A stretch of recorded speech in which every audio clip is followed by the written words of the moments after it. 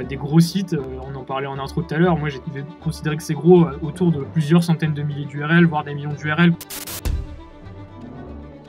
Tu vois, ils ont compris ça, ils ont écouté l'utilisateur et ils y répondent avec les infos que tu trouves ici, quoi. Et je suis sûr que potentiellement ils se positionnent sur... J'ai fait des sites internet quasiment depuis le lycée, donc ça va faire quasiment 15 ans, là, je sais coder. Mais non, en SEO programmatique, t'as un nouveau niveau, c'est le niveau IA, quoi. Bienvenue dans cette nouvelle vidéo, aujourd'hui vidéo très spéciale puisque j'ai un invité, Baptiste, que je vais vous présenter tout de suite. Pour cette vidéo, on a décidé avec Baptiste de faire une analyse d'un site, en plus c'est une passion pour moi donc je suis super content, un site qui s'appelle Foot Mercato. Foot Mercato, ils ont une grosse spécialité, c'est qu'ils sont très très forts en SEO programmatique. Le SEO programmatique, vous le savez, j'ai déjà fait plusieurs vidéos sur le sujet. Baptiste est aussi un spécialiste, donc on va pas mal en parler. On va vous donner un petit peu toutes les petites techniques qu'ils utilisent, les API et tout ça. Pour info, juste avant de démarrer, un petit mot, puisque j'ai une formation sur le SEO programmatique. Donc ceux qui veulent en savoir plus, vous pouvez vous tourner vers ma formation. Habituellement, elle est au tarif de 350 €. Et du coup, pour l'occasion, à l'occasion de cette vidéo, jusqu'à lundi minuit, je fais une offre avec cette formation à 199 €. Pour ceux qui veulent, jetez un petit œil, c'est dans la description. Et nous, on commence tout de suite. Et puis, on va commencer déjà avec la présentation de Baptiste. Parce que Baptiste, non seulement mon audience, forcément, ne te connaît pas, ou certains te connaissent peut-être personnellement ou autre, mais voilà, il faut un petit peu qu'on te découvre. Donc, raconte-moi un petit peu qui tu es, ton parcours, comment tu es tombé dans le SEO. Voilà, je te laisse la main. Alors, en intro, je vais juste... moi, sur le foot, je suis pas un gros footix. J'avoue, j'ai mes potes qui me spamment beaucoup avec ça et je suis de loin, mais bon, j'essaye de m'y intéresser. C'est pas forcément trop mon monde. Par contre, ouais, effectivement, le SEO programmatique, la programmation, ça, c'est clairement mon monde depuis une petite dizaine d'années. Je suis un peu un touche-à-tout. J'ai fait des sites internet quasiment depuis le lycée, donc ça va faire quasiment 15 ans là, que je sais coder. Donc, le SEO, c'était une bonne spécialité à avoir pour justement ne pas être spécialisé et faire un peu tout. Et donc ça a été un peu ça ma stratégie. Donc voilà, je suis tombé un peu là-dedans par hasard. J'avais fait un site de streaming avec un pote à l'époque où il y avait encore Mega Upload. On avait fait un site de streaming qui était nickel. Il y avait plein de fonctionnalités, on avait tout codé, on avait tout scrappé, machin. Et on était très mal référencés. Donc du coup, ça a commencé comme ça, il y a très longtemps. Et de fil en aiguille, en fait, j'en ai fait mon métier en freelance, avec du coup une grosse casquette technique, qui est ce que viennent beaucoup chercher pas mal de clients. Donc sur des problématiques, soit de gros sites à très forte volumétrie, je pensais à 20 minutes où il y a 60 millions d'URL, Maison du Monde où tu as un catalogue qui est énorme. Voilà, ça c'est des clients avec lesquels je bosse activement et sur lesquels il y a beaucoup de SEO technique à faire. Sur du SEO programmatique, ça dépend. Alors sur les side projects, je peux en faire beaucoup plus. Sur des projets clients, c'est toujours un petit peu plus compliqué. Alors ça devient de plus en plus démocratisé avec l'IA qui permet en fait déjà de gérer la partie gestion de texte. Mais c'est des projets qui sont assez lourds en termes de tech. Il faut mobiliser des équipes. Enfin, c'est pas des petits ajustements techniques comme on pourrait le faire. C'est vraiment des projets à part entière. Donc c'est assez rare que j'ai des clients qui aient la maturité de le faire, mais j'en ai fait un petit peu, notamment avec Renault Retail Group, donc sur le catalogue produit avec des Twingo rouges, des Twingo vertes, etc. Puis voilà, il y a 2-3 autres projets à droite à gauche. Mais c'est vrai que ce Foot Mercato pour la peine est un bon cas d'école. J'ai hâte qu'on attaque, et quand je fais pas de SEO, je fais soit des feux d'artifice, soit de la cuisine, soit de l'escalade. Donc voilà, vous pouvez me croiser soit un 14 juillet, soit chez Arcos, soit de ne pas me croiser quand je suis dans ma cuisine où je fais ma life et je suis un peu pas trop sur l'ordi. Ouais, voilà. Très stylé, super présentation. Du coup, ça me fait penser déjà, j'ai déjà 2 choses à dire. Première chose, ce serait cool peut-être de faire une vidéo ensemble, SEO technique, mais après on va laisser les auditeurs décider, peut-être si ça les intéresse ou pas. Donc les amis, dites-nous en commentaire de la vidéo, dites-nous est-ce que vous voulez que je fasse revenir Baptiste pour parler de SEO technique, de sites à forte volumétrie, d'optimisation du crawl et tout. Moi j'adorerais faire ça. Après je pense que si ça, on va vous laisser dire. Si ça vous intéresse pas, on le fait juste entre nous et on va bien se marrer autour d'une bonne bouffe. Si ça vous intéresse, on le filme et puis on fait un petit montage derrière. Et du coup, regarde. Tu connais ça, Climbing? Ah ouais, let's go. Let's go. Donc voilà, Ah ouais, moi aussi je suis un gros fan d'escalade, j'adore ce sport. De base, moi je fais du foot depuis que j'ai 6 ans, donc voilà, je vais pas dire mon âge, mais Baptiste a dit, on a à peu près le même âge, il a dit ça fait 15 ans au lycée, je pourrais plus ou moins dire la même chose, donc voilà. Et du coup, je continue toujours à faire du foot. Et là, ça fait 2 ans maintenant, tu vois, j'ai voulu faire un peu un autre sport. Et c'est comme ça que je suis tombé dans l'escalade. J'ai vraiment kiffé, donc voilà. Depuis combien de temps t'en fais? Depuis 1 an, alors j'essaie de pas trop tomber dans l'escalade, j'essaie de grimper, mais voilà, depuis une grosse année, c'est vrai que c'est un sport qui est très à la mode en ce moment. Et moi, par rapport au foot, moi, j'étais plutôt le dernier à être pris quand il fallait faire les équipes, donc vaut mieux pas m'avoir dans son équipe en règle générale. mais, euh, mais foot mercato, on va pouvoir, voilà, on va le passer au crible du SEO et là, ça va être plus facile pour moi, je C'est pense. ça, il faut te prendre dans l'équipe du SEO, pas dans l'équipe de foot, tu vois. Vaut mieux, vaut mieux. Après, vous pouvez me prendre avec vous dans l'équipe de foot, mais je suis un boulet. Tiens, je vais juste dire un mot, tu vois, parce que du coup, on parle du SEO programmatique et autres. Peut-être juste le redéfinir, parce que je sais que parfois, il y a certains auditeurs qui connaissent très bien le sujet, d'autres parfois non. En gros, hein, le SEO programmatique, et puis Baptiste, tu vas me compléter. Moi, je vais essayer de faire un truc aussi démocratisé que possible. Le principe, c'est qu'au lieu de créer à chaque fois des contenus à la main, tu vois, quand tu as un mot-clé à viser, tu crées ton contenu que tu vas taper à l'ordi ou autre, là, en fait, le SEO programmatique, il va se baser sur une base de données, et en fait, tu vas avoir des pages qui vont se construire automatiquement et qui vont aller chercher à chaque fois des informations dans une base de données. On va vous montrer peut-être différents exemples. Peut-être, moi, je peux prendre l'exemple de mon époque où je travaillais en SEO chez Skyscanner, et puis après l'exemple de Foot Mercato aussi ensuite. Du coup, tiens, je vais présenter juste sur Skyscanner. Là, c'est Foot Mercato. On vous a préparé le petit cas d'école, c'est prêt. Je voulais juste montrer un exemple de SEO programmatique. Vol Paris-Bali, par exemple. On va voir. Donc, à l'époque, moi, je travaillais là-bas pendant 2 ans en Écosse. Et en fait, vous voyez ici, on va avoir une page billet d'avion de Paris à Bali. Alors, je vous laisse juste imaginer le nombre de pages qu'on a besoin de viser en SEO. Vous voyez, il y a Paris-Londres, Paris-Marseille, Paris-truc. Je ne sais même pas combien il y a de villes dans le monde, mais imaginez le nombre de pages qu'il faut viser directement. Et si on devait rédiger tout ça à la main à l'époque chez Skyscanner, en fait, ça aurait pris 6 ans avant de pouvoir publier des pages. Et donc, ce qu'on fait, c'est qu'on compense avec de la création de contenu avec une base de données. Ça, par exemple, vous voyez, on va aller chercher des infos directement dans une base de données et on va les ressortir ici et ça fait qu'on a des pages avec du contenu unique. C'est pareil pour ce contenu-là et du contenu optimisé SEO. Tiens, Baptiste, est-ce que tu veux montrer tu veux que je partage un autre exemple en SEO programmatique, si tu veux dire 2-3 mots? Ouais, tu peux nous sortir un Paris-Strasbourg, par exemple. Yes. Alors, c'est un peu la même typologie de mots-clés, là, pour la peine. Et là, tu peux l'avoir en train et c'est SNCF qui fait la même chose, hein, concrètement. Donc là, en fait, la donnée, il n'y a rien qui est rédigé à ma connaissance, où il y a peut-être un texte à trous. Ça se fait beaucoup, hein, les textes à trous. Et voilà, après, visiter Strasbourg, la petite France, le sapin de Noël, le marché de Noël, etc. Alors là, c'est soit du texte à trous, c'est assez intéressant ce qu'ils font. Mais ça, c'est aussi un bon exemple. En tout cas, les pages trajets avec 2 villes, c'est un vrai classique. C'est vrai que les avions, du coup, tu as plus de villes qui sont couvertes, donc ça va plus loin. Mais ça, c'est vrai que c'est un vrai classique. Et du coup, il y a un peu tout de suite une problématique de volumétrie que tu as évoqué, Lucas. C'est que, en fait, déjà, est-ce que tu fais dans un sens ou dans l'autre? Des fois, la requête, elle peut être un peu différente. En fait, quand tu vas à Strasbourg versus quand tu pars de Strasbourg pour aller à Paris, des fois, tu peux avoir envie de faire les 2 pages. Mais du coup, des fois, ça te fait x2 en volume de page, donc tu vas avoir vite des problématiques de volume. Qu'est-ce que tu mets de différent sur la page qui part de Strasbourg versus celle qui part de Paris, tu vois. Là, je sais pas exactement, tu vois, tu as 2 onglets, donc en fait, je pense qu'ils adressent les 2 sur la même page. Donc, c'est assez intéressant.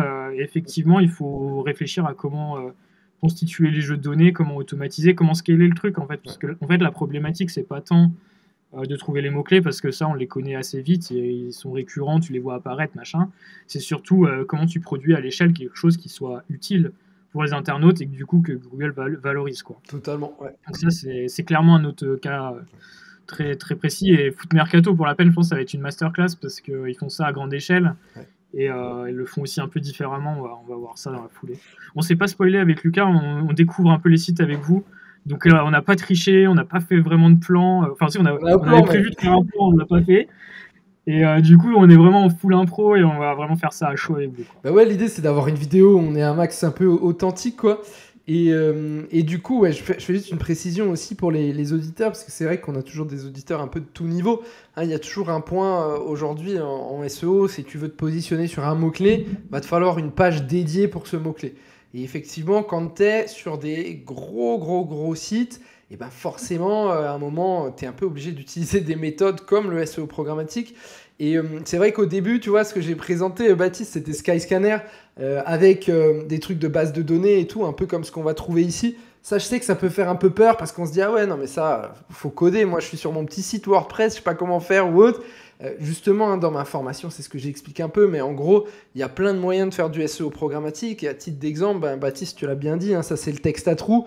Et en gros, ici, tu vas dire, tu vas changer, en fait, finalement, cette phrase va être plus ou moins la même, et tu vas juste changer ici les destinations, ou peut-être que la vitesse, elle n'est pas pareille entre Strasbourg et Paris et Brest. Bon, bah, tu vas changer un petit peu les trucs comme ça. Et le texte à trous, c'est une bonne opportunité pour faire du SEO programmatique qui est accessible à tout le monde. Et d'ailleurs, je pense qu'on on reparlera dans la vidéo, mais maintenant, en SEO programmatique, tu as un nouveau niveau, c'est le niveau IA, quoi. Où en gros, maintenant, tu peux carrément avoir 3 versions d'un même texte beaucoup plus rapidement que ce qu'il y avait avant. Clairement.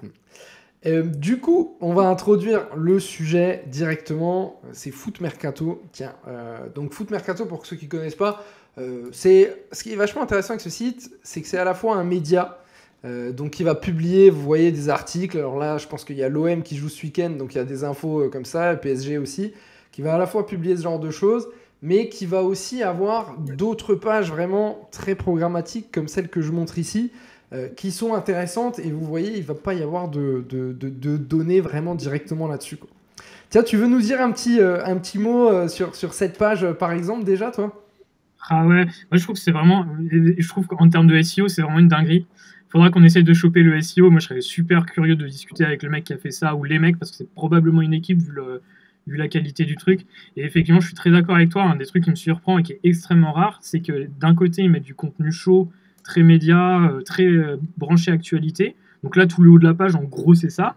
Et après, ils te mettent voilà, des résultats, des cotes, des clubs, des joueurs, des équipes. Enfin, en fait, ils mélangent un peu tous les formats de contenu et ça rend l'expérience vraiment ouf. Alors, je pense aussi qu'il y a un gros travail au-delà du SEO sur l'UX pour faire un truc qui est utile pour quelqu'un qui s'intéresse au sujet. Mais vraiment, là, c'est vraiment une masterclass. Et en fait, ce qui est super intéressant aussi à regarder en SEO, c'est que globalement, tous les concepts qui sont évoqués sont tous plus ou moins cliquables. Dès que tu vas avoir un entraîneur, tu vas avoir une page entraîneur. Dès que tu as un joueur, tu as une page joueur. Palmarès, pareil, tu as une page. Enfin, vraiment, il y a des CTA partout, j'ai l'impression. Ils connectent vraiment tout. Et bah là, au-delà de la programmatique, il y a vraiment, je trouve, un travail qui est fait sur la sémantique et sur les concepts autour du SEO, autour du foot, qui sont super intéressants, quoi. Le fait, ouais, d'avoir les stades, typiquement, Vélodrome, machin, enfin, c'est vraiment, ça, à mon avis, c'est un truc qui est venu pour un besoin purement SEO et pour connecter les choses entre elles, parce que tu pourrais clairement parler de l'OM. J'allais dire sans parler du Vélodrome, mais non, je pense que c'est une dinguerie, donc je vais pas prendre trop de risques. Mais c'est vrai que le stade de prime abord en SEO, c'est pas forcément un truc ultra important. Par contre, là, je pense qu'ils ont fait la stratégie de le mettre, juste parce qu'en fait, ils ont identifié un concept. Ils se sont dit, bah, ce concept-là, ça peut être recherché. On va en faire une page, et maintenant, on va mettre une page avec Vélodrome, et on va mettre tous les matchs du Vélodrome, tout l'historique, tous les événements autour du Vélodrome, etc. Quoi. Totalement. Et du coup, c'est vrai que, tu vois, moi, ça, c'est un point vraiment que je trouve, c'est qu'eux, ils ont bien compris qu'en fait, aujourd'hui, faire du SEO, tu vois, c'est pas que te positionner là, dans ces résultats, mais c'est aussi potentiellement te positionner là. Alors là, ils sont là. Bah, d'ailleurs, tu vois, j'avais même pas besoin d'en dire, j'ai pris le truc au pif, ils sont là. Ils vont se positionner, donc ça, c'est les contenus à la une, hein, c'est Google Actu, hein. Ils vont se positionner ici. Alors ici, ils sont un peu plus bas. Quand j'ai préparé un peu la vidéo, il y avait pas mal de trucs où ils étaient plus hauts. Mais vous voyez, ça leur permet quand même d'être en première page sur Olympique de Marseille, qui est quand même un truc très recherché.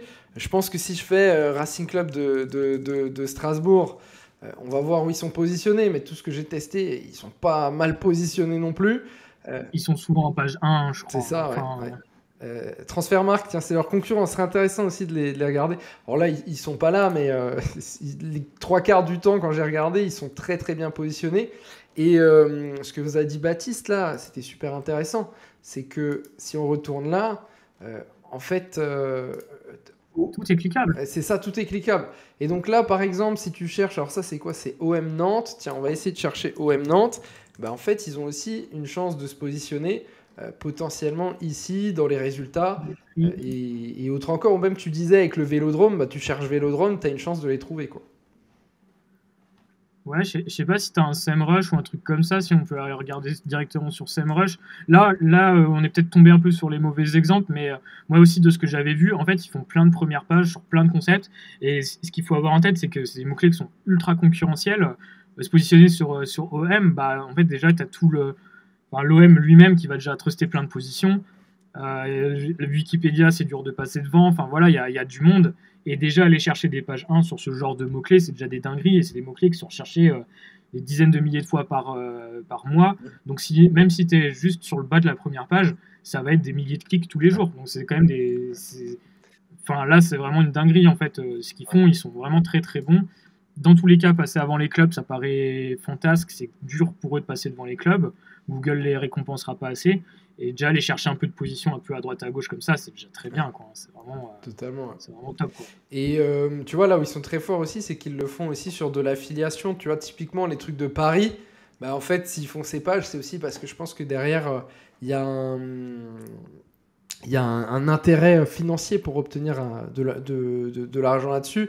Et c'est pareil, tu vois, aussi, ils le font avec Programme TV. Donc là, typiquement, c'est du programmatique partout. Tu vois, tu tapes match OM ce soir, bah, potentiellement, tu vas voir cette page s'afficher directement. Ah ouais. Ou autre encore.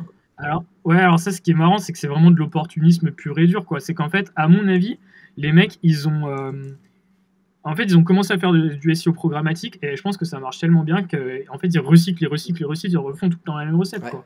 total. Là, des pages comme ça, enfin vraiment, c'est du pur opportunisme SEO, quoi. Ça me fait délirer, quoi. Ouais, c'est ça. Ça me fait délirer, quoi. Et ça, c'est un point, tu vois, je pense pour les personnes qui ont une marque ou autres qui nous écoutent, qui est intéressant, c'est qu'en fait, ou même qui ont un média, tu vois, c'est que il n'y a pas, pour moi, aujourd'hui, un seul objectif du SEO, tu vois, c'est pas juste tu publies des articles ou autre, mais c'est en fait, tu vas essayer de te positionner sur un maximum de mots-clés possibles, et ça va aller, pour certains mots-clés, bah, va falloir faire du média, va falloir faire de l'actu, pour viser d'autres mots-clés, bah, en fait, tu vas faire du SEO programmatique comme ça, optimiser et générer du trafic derrière, quoi.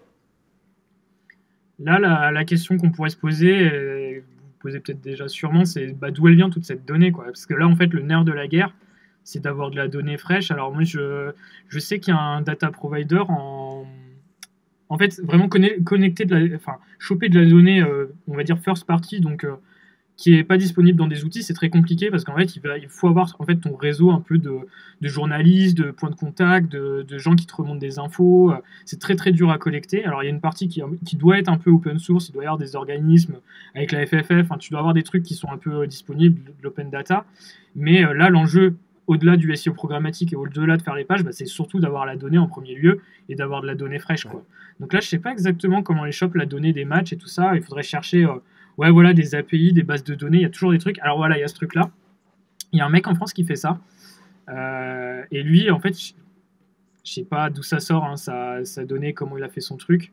Alors ça, c'est pas le français, mais bon, que ce soit français ou anglais, peu importe. Mais Explore Football, ouais, bon. Bah, en tout cas, ce qui est sûr, c'est qu'il y a de la donnée qui existe par API et que tu peux venir consommer. Alors, encore une fois, comme disait Lucas, c'est pas forcément un gros mot API, ça paraît très tech, très geeky, mais en fait, ça peut être juste un tableur Excel, un CSV. C'est pas forcément des projets qui sont très, très, très lourds en termes de dev. En fait, c'est juste que au lieu de faire du travail manuel, tu vas le faire un programme à des lignes de code et que tu vas faire des choses à grande échelle. Le SEO programmatique, c'est ni plus ni moins que ça. On pourrait faire des SEO techniques, frimer, vous parler de code et tout ça, mais en fait, la vérité, c'est que c'est pas ça, c'est que c'est pas des projets qui sont si lourds que ça. Après, ça peut aller très très loin, très, très en profondeur, on pourrait faire des choses très techniques, mais le niveau 1 de faire des pages avec des clubs, connecter des clubs avec des joueurs avec des entraîneurs, enfin, prendre N joueurs, faire une équipe, etc.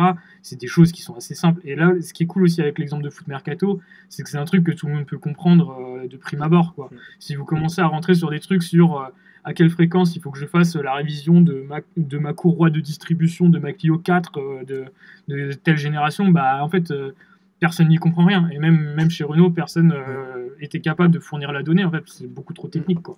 Là, le foot, pour la peine, c'est intelligible, Ouais, quoi. exactement. Et du coup, ouais, peut-être API, hein, pour dire ceux qui n'auraient jamais entendu ce mot, ça veut dire Application Protocol Interface.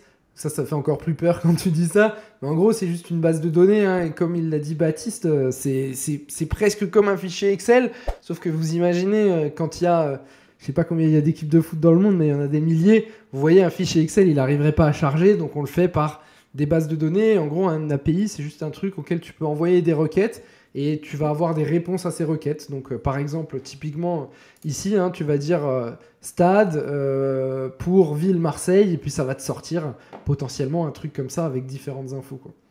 D'ailleurs, tiens, j'avais un. Bah, j'en parle dans la formation, c'est pas pour refaire la pub ou quoi, mais en gros, tu vois, j'avais montré vraiment un exemple tout simple de ce que tu peux faire avec Make. Donc, Make qui est un outil d'automatisation, et en fait, de ce que tu peux faire pour sortir automatiquement, tu vois, des informations d'une API, genre sans vraiment te prendre la tête. Voilà, c'était ça, c'était utiliser une API avec Make.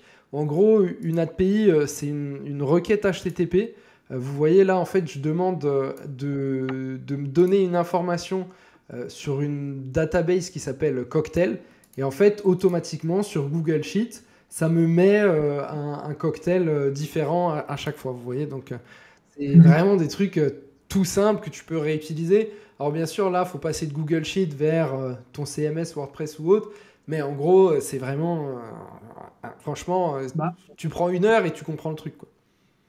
ouais, et puis là, l'étape d'après, elle est pas très compliquée, hein. Là, c'est vraiment rajouter un nœud. Enfin, là, on pourrait presque le faire en live. Enfin, dites-vous que hier, c'était compliqué de le faire. Aujourd'hui, avec le no-code et l'IA, en fait, il y a vraiment des barrières techniques qui sont complètement effondrées. C'est devenu beaucoup plus accessible. Ça veut dire aussi qu'il va y avoir beaucoup plus de concurrence demain. Donc, en fait, là où hier, faire du SEO programmatique, ça te donnait un avantage un peu instantané sur beaucoup de monde. Aujourd'hui et demain, en fait, ce sera plutôt si tu le fais pas, t'es dans la merde parce que tout le monde pourra le faire, quoi. Donc là, bon, je veux pas vous faire faux mots et vous dire faut absolument vous mettre au SEO programmatique, mais mon hypothèse à moi, c'est que demain, il y en aura de plus en plus et que on risque d'être largué si on s'y met pas. Et ouais, comme dit Lucas, en fait, c'est pas forcément très très compliqué quand tu t'y mets. Franchement, en quelques jours, tu peux assez vite avoir des résultats sympas. WordPress, c'est un peu l'outil, ouais, tout le monde le connaît, hein, cet outil. Alors, ça a plein de défauts parce que il y a plein de plugins, donc il y a potentiellement des failles, il faut l'héberger. Enfin, des fois, c'est un peu bancal. En fait, c'est très permissif comme outil, donc ça rend le truc plus propice aux erreurs versus un outil comme Webflow, hein, qui est un peu le concurrent direct, un peu no-code et qui est très à la mode en ce moment. Mais il n'en reste pas moins que WordPress, c'est un outil standard qui est très connu, qui est connecté à plein de choses, dont Make ou un Zapier ou un N8N, et sur lequel, honnêtement, aujourd'hui, c'est très facile de venir consommer une API, de la retravailler, de la restocker dans un CSV, dans un tableur, ou même pas de la retravailler, hein. Vous pouvez la consommer et créer tout de suite des pages, hein. Il n'y a pas forcément besoin de passer par l'option tableur. Et publier des pages, ça, c'est des choses, en quelques heures, c'est fait, quoi. Donc, vraiment, faut pas hésiter à vous y mettre et à vous former là-dessus. Il y a plein de ressources disponibles sur Internet. Mais c'est un vrai... En plus, je pense que tu vas me dire la même chose, Lucas, mais c'est vraiment... C'est fun, quoi. Enfin, à faire, c'est des projets qui sont cool, quoi. Totalement, ouais. Et tiens, dis-nous, tu vois, toi, déjà, quels outils tu utilises un peu pour du SEO programmatique sur WordPress? Comme ça, on va voir si on utilise les mêmes ou pas, ce serait intéressant. Et puis après, j'ai encore une autre question, mais déjà, commençons par ça. Alors, moi, je me sers plus de WordPress depuis quelques années. Je suis passé à Webflow. Alors, pourtant, moi, je suis vraiment un codeur. J'adore coder. Je code en CSS. Enfin, vraiment, c'était mon truc. Et en fait, il s'avère que ces outils-là, ils te permettent d'aller plus vite et d'itérer, en fait, de faire plein de variantes à moindre frais, tu vois. Quand tu codes, bah, il faut toujours savoir où t'en es, faire un push, un machin, déployer le truc. Ça prend toujours un petit peu de temps. Alors, c'est pas infaisable, mais ça prend un peu de temps. Et là où un Webflow permet assez vite d'itérer. Après, entre WordPress et Webflow, honnêtement, il n'y a pas énormément de différence. Ça sert un peu à rien de les opposer parce que c'est quand même quasiment le même outil à l'heure actuelle. Donc là, sur le front, moi, je fais vraiment plus du Webflow, mais ça, franchement, c'est un peu trivial. C'est surtout prenez l'outil qui vous plaît, sur lequel vous êtes à l'aise. sur lequel vous vous sentez bien et qui répond à votre besoin, quoi. Après, franchement, entre l'un et l'autre, il n'y en a pas un qui va être bien meilleur en SEO que l'autre. Les deux sont très connus par Google et sont enfin, globalement assez SEO friendly. Sur WordPress, il y a un peu plus d'erreurs parce que c'est plus permissif, mais c'est du kiff-kiff. Globalement, c'est du kiff-kiff. Par contre, alors en amont, moi j'aime bien les CSV sans forcément taper dans des API. En fait, moi je suis plutôt du genre à faire un gros export, à bricoler dans Excel ou Google Sheet, faire un peu de travail manuel et après filer ça en entrée à mon SEO programmatique. Je suis plutôt comme ça. Mais ça, c'est parce que j'ai pas forcément besoin de faire des trucs très chauds. Tu vois, des matchs de foot, il y en a tous les jours, des actualités, il y en a tous les jours. Donc si tu passes pas par une API, t'es baisé. Donc moi, typiquement sur à quelle fréquence il faut changer sa courroie de Clio, c'est une information qui ne va pas bouger dans le temps. Ouais. Donc je peux me permettre de le faire une et une seule fois, de le faire dans un CSV, et après je vais le modifier, je sais pas, une fois tous les 6 mois, une fois tous les ans, quoi. Donc ouais. Et entre les deux, je mets beaucoup, pour la peine, moi je suis beaucoup sur N8N, mais entre Zapier, Make et N8N, globalement c'est un peu les mêmes outils. Ce qu'il faut regarder, je vais plutôt vous dire, c'est encore une fois l'affinité que vous avez avec l'outil et puis les problématiques de prix, quoi. C'est ça surtout le truc, mais le plus important c'est d'être à l'aise avec l'outil et d'avoir envie d'y aller, de s'en servir. Si quand vous vous connectez sur Make, vous êtes en mode oh, quel enfer, alors que si vous allez sur Zapier, vous êtes en mode ah, putain c'est trop bien, machin, allez sur Zapier, allez, enfin voilà, et écoutez votre cœur et faites ce que vous sentez bon pour vous, et puis voilà, quoi, il n'y a pas vraiment de meilleurs ou de moins bons outils, c'est vraiment des affinités, quoi. Et là, au final, on a quasiment la même stack, hein, c'est pas exactement les mêmes outils. Et tout ça pour dire aussi qu'il n'y a pas beaucoup de code. Il n'y a pas de code, en fait, dans mon stack. Là, c'est que du no-code. Hein. C'est que du no-code. Et c'est vrai que c'est un point, tu vois, finalement, avoir une base de données de base, c'est avoir un fichier Excel, quoi. Donc, tu peux le faire sur des milliers d'exemples, tu vois, où tu vas avoir ton fichier Excel et à partir de là, tu vas générer de la donnée un peu unique sur tes différentes pages, quoi. Excel, fondamentalement, c'est une base de données. Hein. C'est vachement moins structuré qu'une base de données. Donc, c'est plus le bordel.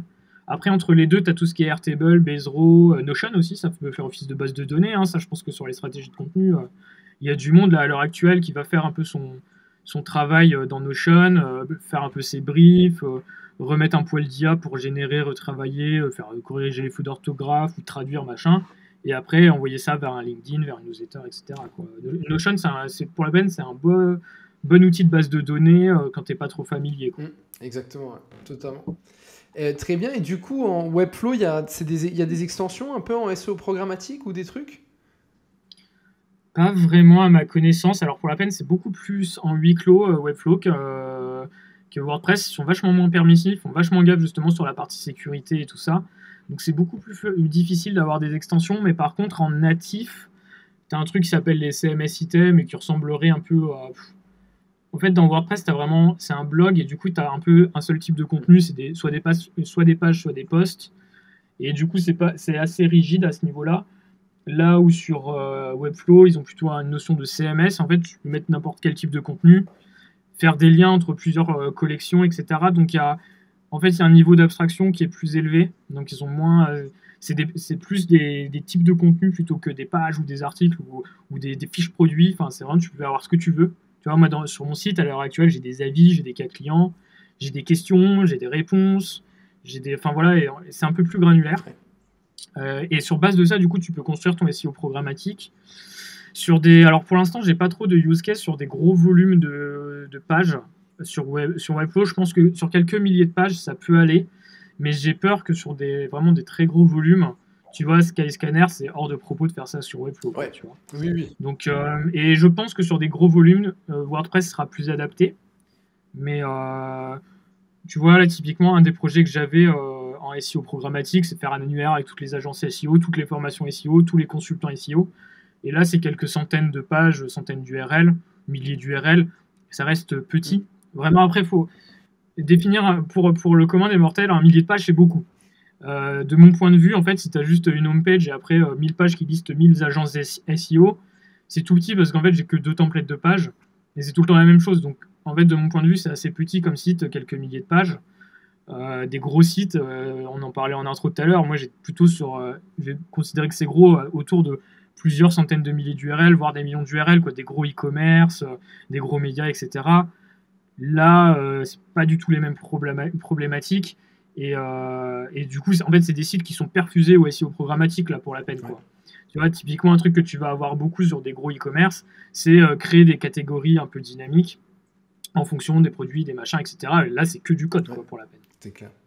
C'est vrai que ça, tu vois, c'est une distinction que je trouve importante, tu vois, sur le SEO programmatique, c'est que tu as effectivement le SEO programmatique quand tu es un géant avec des millions de pages. Alors là, c'est ce qu'on vous présente un peu avec Foot Mercato, mais tu as aussi la possibilité de l'utiliser, en fait, même sur un petit site ou sur un petit truc où tu te dis, bon, bah, ok, comment on peut augmenter notre couverture de mots-clés, le nombre de pages qu'on va viser ou autre.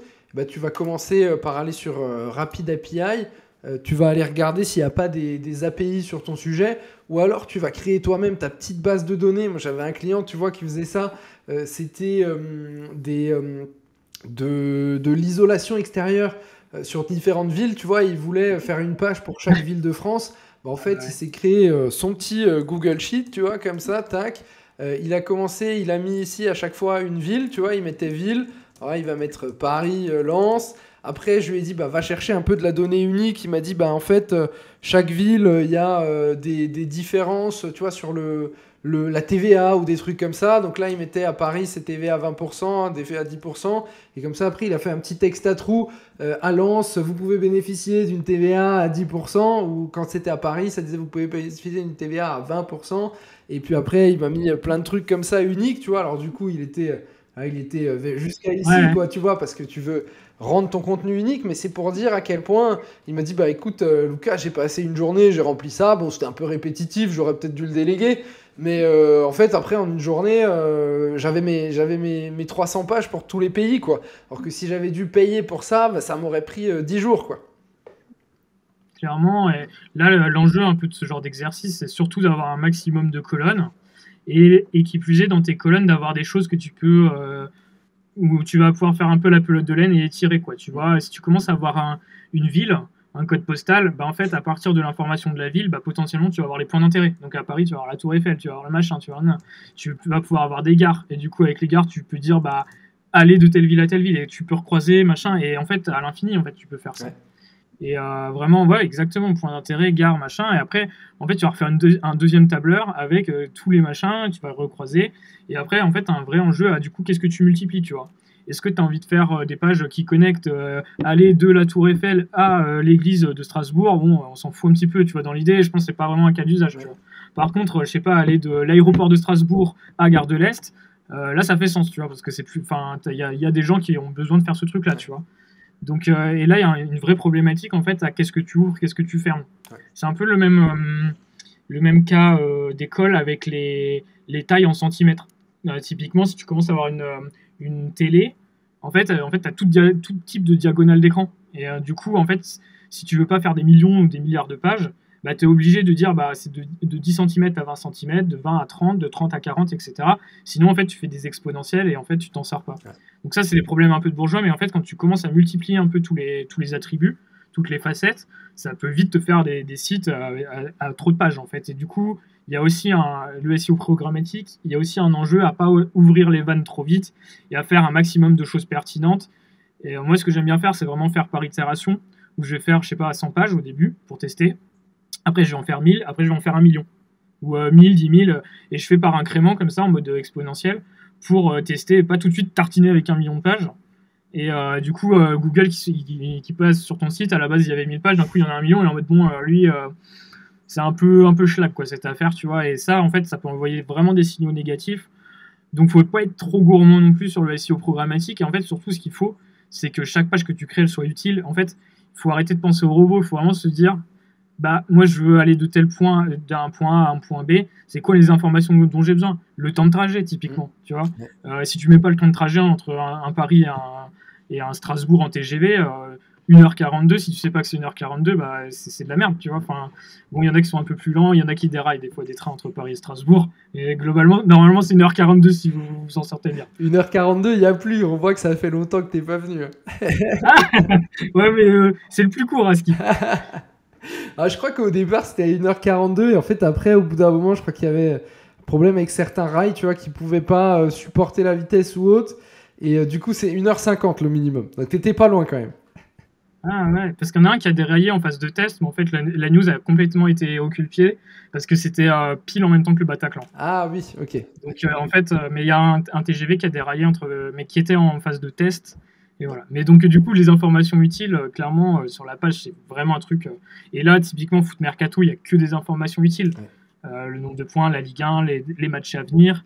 En fait, là, pour quelqu'un qui aime bien le club, il n'y a que des choses qui sont précieuses. Et je pense qu'il y a un vrai. En fait, je pense que là où il marque beaucoup de points, c'est que vu que tu peux naviguer partout, en fait, les gens ils restent longtemps et en fait ils voient ça. Je pense que vous avez tous ressenti ça un coup quand vous allez sur Wikipédia, où en fait tu commences à aller sur psychologie, après tu es sur les biais cognitifs, après tu lis sous les biais cognitifs, nanana, après tu fouilles et en fait tu restes sur le site pendant des heures et ça Google adore. Parce qu'en fait, ils voient que en fait, vous êtes fait aspirer par le site, que vous ne revenez pas sur Google. Et ça, c'est un très bon signal qu'ils sont complètement capables de décortiquer, quoi. T'as un peu justement, moi j'en ai beaucoup parlé cette année, tu vois, en vidéo sur ma chaîne, sur l'importance du signal utilisateur, d'essayer voilà, de garder les gens sur ton site, de faire que c'est pas juste ils viennent chercher une information, ils repartent, mais vraiment ils restent dessus. T'as des conseils de trucs que t'as mis en place récemment? Puis après, j'ai encore une ou deux questions et puis je pense qu'on arrêtera la vidéo. Bah alors, c'est vrai que c'est un sujet qui est devenu très, très, très à la mode. Alors, notamment parce qu'il y a eu le leak. Enfin, il y a eu le leak de Google et il y a eu le procès du Department of Justice aux États-Unis où, en fait, les informations de est-ce qu'on traque un peu les métriques utilisateurs ont été mises à jour, enfin, rendues publiques. Une chose dont tous les SEO étaient au courant. Tout le monde savait que théoriquement, enfin, il y avait taux de rebond, le dwell time, etc. Enfin, qu'il y avait plein de métriques que Google prenait en considération. Donc, typiquement, le taux de rebond, c'est un très très bon, c'est un très bon cas à étudier parce que ça peut être bon comme pas bon, en fait, un gros taux de rebond. Si tu as une information que tu viens consommer et en fait, tu viens juste consommer cette information là bah, en fait, tu vas rebondir parce que tu n'as rien de plus à faire. Et là, en fait, ce qu'eux, ils font sur Foot Mercato, c'est que du coup, en fait, tu viens, mais en fait, tu as plein d'autres trucs sur lesquels cliquer. En fait, c'est un peu comme quand tu rentres, ok, tu vas au Monoprix ou je sais pas quoi, ou au Franprix, ou au champ machin pour acheter des œufs et tu repars avec 4 trucs que tu n'avais pas prévu d'acheter en fait, tu vois. Et ça et en fait là-dessus en fait faut vraiment se mettre à la place des gens. En fait faut complètement sortir de son mindset un peu de SEO, arrêter de voir les mots clés machin et se dire bon je kiffe l'OM, je kiffe, enfin voilà, je veux tout savoir sur l'OM. Et en fait là ce qu'il faut faire en fait c'est tout simple, tu veux parler à tes potes qui kiffent le foot et tu leur dis c'est quoi que tu veux voir sur la page, tu vois. Et vraiment, tu penses plus SEO, machin, et tu penses vraiment, vraiment expérience, quoi. Expérience. Après, dans mes exemples concrets récents, j'en ai pas 50, mais ce que je fais vraiment, vraiment de plus en plus, c'est que j'essaie vraiment de faire beaucoup d'UX, quoi. C'est faire des interviews utilisateurs, faire des personas, appeler les gens, regarder où les gens cliquent, etc. Et en fait, quand tu fais de l'UX, tu fais du SEO et réciproquement. Là, je papotais avec une pote qui est UX. Elle me disait, ouais, le SEO, ça m'intéresse trop parce que c'est trop de l'UX, etc. Et en fait, pour moi, c'est quand même plus ou moins le même métier d'une façon ou d'une autre. Ouais. Mais moi, ma reco, en tout cas, pour les SEO qui voudraient regarder un peu tout ça, c'est de vraiment s'intéresser au métier du UX, de parler avec des UX designers et de repartir aux bases. Voilà, persona, études quanti, études quali, etc. C'est que du bon sens. Ouais, totalement. Et là, c'est vrai que tu vois, il y a un truc qui est bien fait, tu vois, c'est qu'en fait, quand tu cherches Marseille, alors soit tu veux aller sur le site de l'OM, tu vois, pour aller à la billetterie ou autre, mais en fait, là, c'est effectivement, c'est les infos que tu cherches, tu vois, c'est les articles à la une, bah, qu'est-ce qui s'est passé récemment à l'OM, parce que souvent, ça a été dans l'actu. En fait, le classement, ouais, tu veux savoir ça. Qui a joué récemment? Bah, les joueurs, ils sont là. Et même depuis en haut, tu peux encore aller, tu vois, tu peux encore naviguer sur le classement, les infos et autres encore. Et ouais, c'est super puissant, quoi. Là, ouais, j'avoue que j'aime beaucoup aussi le bandeau, effectivement, tout en haut. Parce que ça te donne une bonne. En fait, quand tu arrives, du coup, tu as l'info clé, tu sais que tu es OM, bon endroit, tu sais que tu es au bon endroit. Donc, ça, ils ont mis tous les trucs en haut de la ligne de flottaison. Et en fait, tu sais que tu vas pouvoir fouiller sur tous ces trucs-là, quoi. Et du coup, quand tu sais que tous ces sujets-là, d'une façon ou d'une autre, tu vas pouvoir aller dessus. Et du coup, si tu dis, ah oui, je cherchais les maillots, en fait. En soi, je cherchais pas OM, je cherchais un maillot, bah tu sais que tu vas l'avoir derrière, quoi, tu Totalement, vois. Ouais. Et tu peux l'acheter, même pas. Tu vois, il n'y a pas de lien d'affiliation. Ah, bah si, foot.fr. Ça te dit même. Ouais, t'inquiète, à mon avis, À mon avis, ils savent ce qu'ils font, Ouais, quoi. totalement. Mais ouais, totalement, ça c'est vraiment un point. Et tu vois, ça c'est un truc même maintenant en e-commerce, je le recommande de plus en plus. Tu vois, historiquement, on mettait toujours les liens en bas de page en e-commerce. Et moi, je trouve de plus en plus, alors c'est Mano Mano historiquement qui a un peu Ah ouais. apporté ça aussi. Je pense que c'était parmi les premiers. En fait, si tu peux aider directement l'utilisateur, parce que parfois la personne elle a tapé OM, elle est arrivée chez toi, mais ce qu'elle veut c'est le classement. Mais c'est juste que elle voulait pas taper classement sur Google, tu vois, elle était fainéante ou autre. Bah, en fait, là, tu vas arriver vraiment à avoir. Et tu vois, le truc des maillots, il y a un truc intéressant, c'est que moi, pour bien connaître le football, tu vois, il y a vraiment là, depuis 2-3 ans, même depuis le Covid en réalité, donc depuis 2020, on est en 2025, ça fait 5 ans, il y a vraiment un retour à la mode en fait des maillots historiques, tu vois, des maillots Ah vintage. ouais. Plein de sites qui se sont lancés et autres. Et bah, tu vois, eux, ils répondent à cette intention, tu vois, ils ont compris ça, ils ont écouté l'utilisateur et ils y répondent avec ces infos que tu trouves ici, quoi. Et je suis sûr que potentiellement, ils se positionnent sur OM Maillot, tu vois. Ah bah, à mon avis, ouais, hein, il doit pas en avoir 50. Ouais, ça peut être un bon exercice ou ça peut être voilà, on veut pas donner trop d'idées à tout le monde, mais si vous voulez faire maillot vintage foot.fr, à mon avis, Ouais, il y a peut-être de la place, quoi. Par contre, vous serez en concurrence avec Foot Mercato, donc il faudra aller faire sa place au ouais, soleil. c'est ça. Mais ouais, il y a un vrai truc à faire. Et en fait, tu sens là que chaque onglet qu'ils ont fait, ils l'ont réfléchi, quoi. Ouais. Et tu vois, bah, je vais te poser une dernière question sur le truc. Euh, Sur leur page, là, tu vois, il n'y a pas du tout d'IA. Enfin, il y en a peut-être un peu, tu vois, mais c'est pas très visible, tu vois. Toi, comment tu conseilles un peu, comment l'IA, l'intelligence artificielle, peut aider sur le SEO programmatique, tu vois? Est-ce que tu as des points un peu sur ce sujet? Bah, alors, je pense que le fait qu'il n'y ait pas beaucoup d'IA, chez eux, c'est normal parce qu'en fait, eux, ils ont toujours été habitués à le faire sans et qui sont vraiment, à mon avis, premiers de cordée. Donc, ils n'ont jamais eu besoin ou ils ont toujours fait sans IA. Donc ça me surprend pas trop. Ils vont en rajouter, ils mettront peut-être plus de temps pour la peine qu'une autre entité à passer à l'IA parce qu'en fait, à la base, ils fonctionnent différemment. Tu vois, alors qu'une startup qui demain démarre, elle va générer tous ses textes avec de l'IA, ça, il n'y a aucun doute. Euh, le cas d'usage, évidemment, le plus simple, c'est générer des textes. Bon, ça, c'est trivial. Je ne pense pas qu'il y ait besoin de trop épiloguer. Remplacer des textes à trous par des textes générés par de l'IA, aucun problème. Fondamentalement, c'est quasiment la même chose. C'est juste un tout petit peu plus joli, un petit peu plus subtil. Mais fondamentalement, c'est la même chose. C'est que tu as des trucs, c'est probable. Et du coup, tu remplis les trous avec les trucs qui sont probables. Ça, il n'y a rien d'exceptionnel. Ça donne pas un avantage concurrentiel de ouf, je pense. Par contre, effectivement, avoir de l'IA pour prendre des décisions, pour rédiger à grande échelle des choses, pour aller checker chez tes concurrents ce qui se passe, pour aller, je sais pas, tu vas prendre une dizaine de flux RSS que tu vas mettre dans un scénario make, et dès qu'il y a une information un peu utile, ça va te la reposter, ça va te la republier, ça peut être pas mal. Enfin, en fait, il y a plein d'autres cas d'usage où, par exemple, tu as un concurrent qui va avoir une page que tu aimes bien, tu vas avoir un agent en fait qui va tous les jours checker un peu cette page-là, et dès qu'il y a une modif, il va dire bon bah il y a ça, et en fait au lieu de générer un texte, il va juste générer une tâche en mode bon bah sur ta page sur les maillots de foot, est-ce qu'il faudrait pas que tu rajoutes un menu accordéon qui te permet de trier par âge ou par machin, tu vois.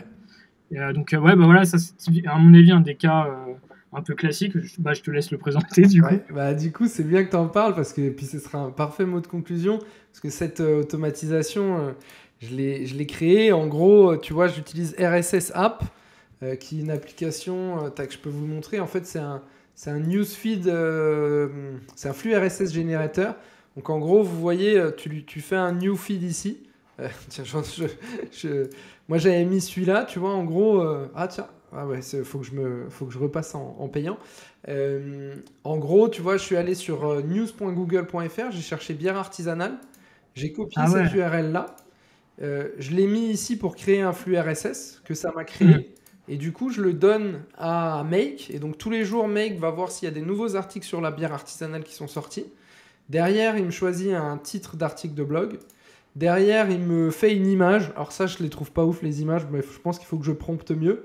Il me fait un article ici à partir de là et il me crée le post sur WordPress. Et du coup, alors moi, tu vois, je suis pas trop fan de laisser l'IA bosser et de rien faire. Moi, je veux toujours relire l'article. Je suis peut-être Ouais. trop, tu vois, je suis peut-être un peu trop perfectionniste. Peut-être faudrait que j'arrête ça.